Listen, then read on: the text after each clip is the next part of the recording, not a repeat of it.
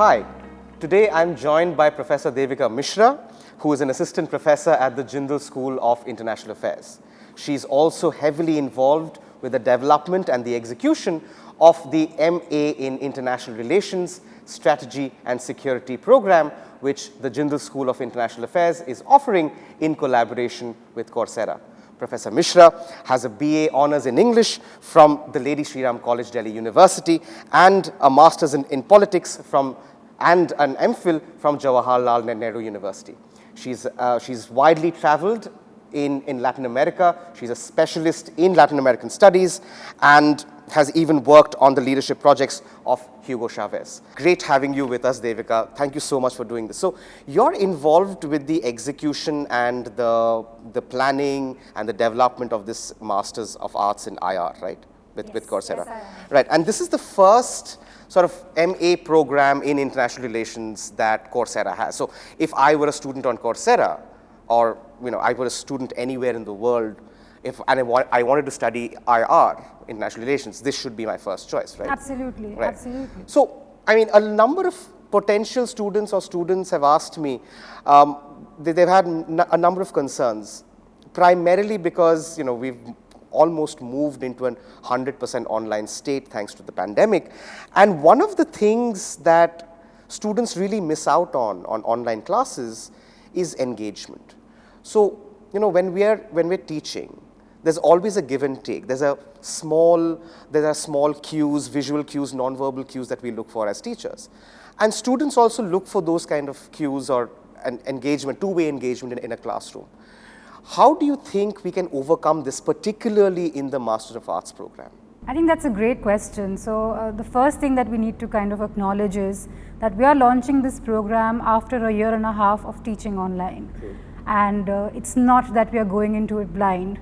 We are starting this as a university in India where problems of access, problems of communication, problems of this loss of meaning, as it were, as it transfers, are very real problems. So we are coming into it with a much more accessible perspective. Right. First point I would like to specify is that.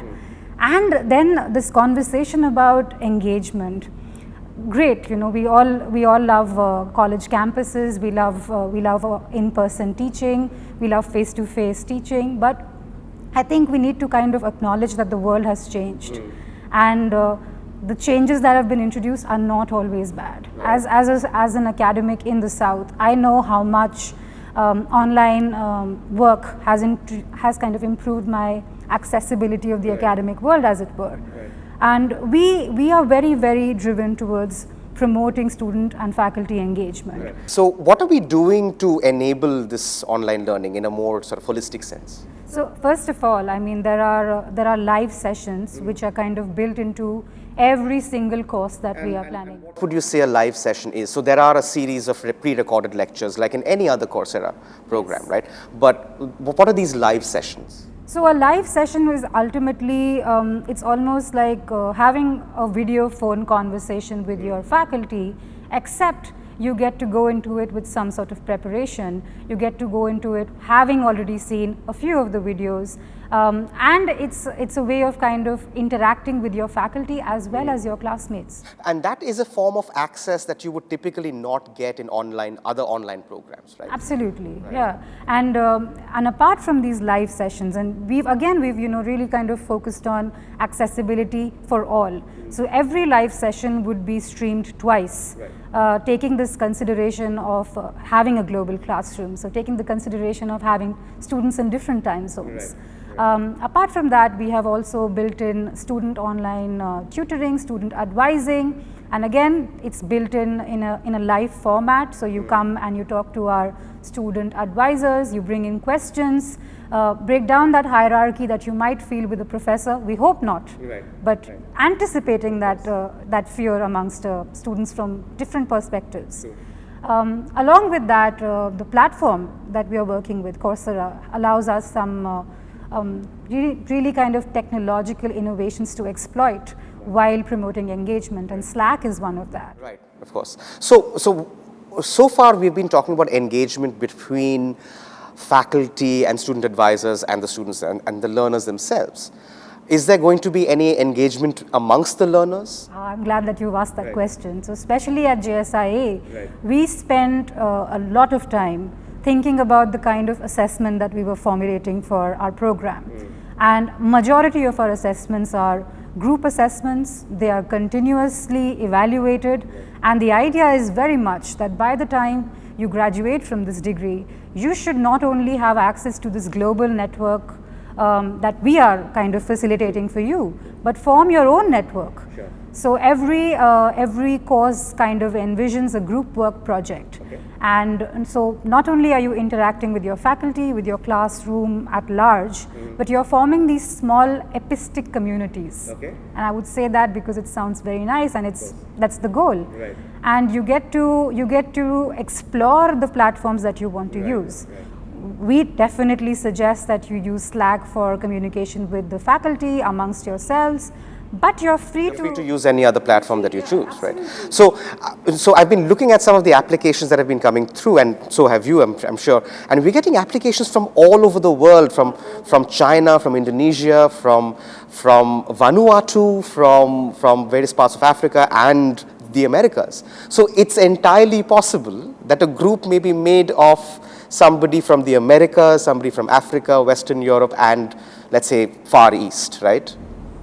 Absolutely, it's a global classroom, and the goal is, I mean, all said and done about on-campus teaching, all the benefits that you might have on-campus teaching. For a subject like IR, this is a privilege to be able to not only learn from people who might have different perspectives, but to be able to develop your own perspectives while maybe interacting with somebody of that nationality. And I see a very, very exciting student engagement in that sphere. Imagine that you're studying, you're a Pakistani student studying Brazil for the first time, and suddenly you have a classmate who's from Brazil and they introduce you to music that no amount of YouTube trawling could ever do. All right, so I'm glad we talked about, so effectively you're getting a global perspective, not just from your faculty members, and as Sriram in a different video mentioned, that it is from the global south, but we also have faculty members from more developed countries, but you're also developing a perspective while learning alongside your fellow learners, right? Absolutely, and that's the goal. Right. So Devika, one last question. Now, when I think of careers after international relations, most people would think about getting into an international organization or an intergovernment organization or perhaps the United Nations. But are there careers beyond this? Because I have a feeling that a background in international relations might just help people who are working with multinational corporations as well. Your take on this? I mean, the world is your oyster, and it's a cliche because it's true, you know. I feel we need to, in the academy and outside, we need to start thinking about jobs very, very differently if we've learned anything from the pandemic.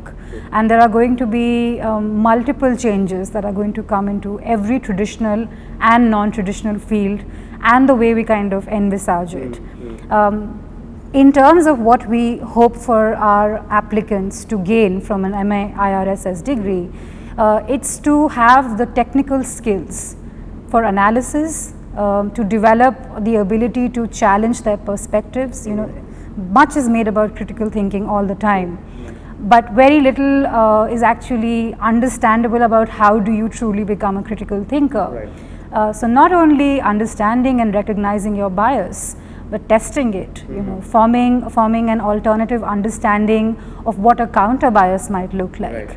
And I feel that this degree, in terms of not only opening up IR for them as an Indian university, offering them a global array of scholars teaching and teaching with an Indian university, that's a very unique perspective. But also learning alongside people from all over the world.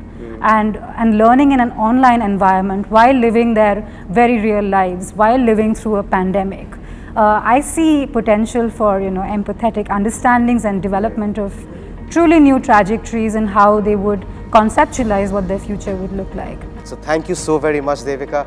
So that was Professor Devika Misra from the Jindal School of International Affairs talking in depth about the MA in International Relations, Security and Strategy offered by the Jindal School of International Affairs in collaboration with Coursera. If you should have any questions, please drop in an email at online@jgu.edu.in.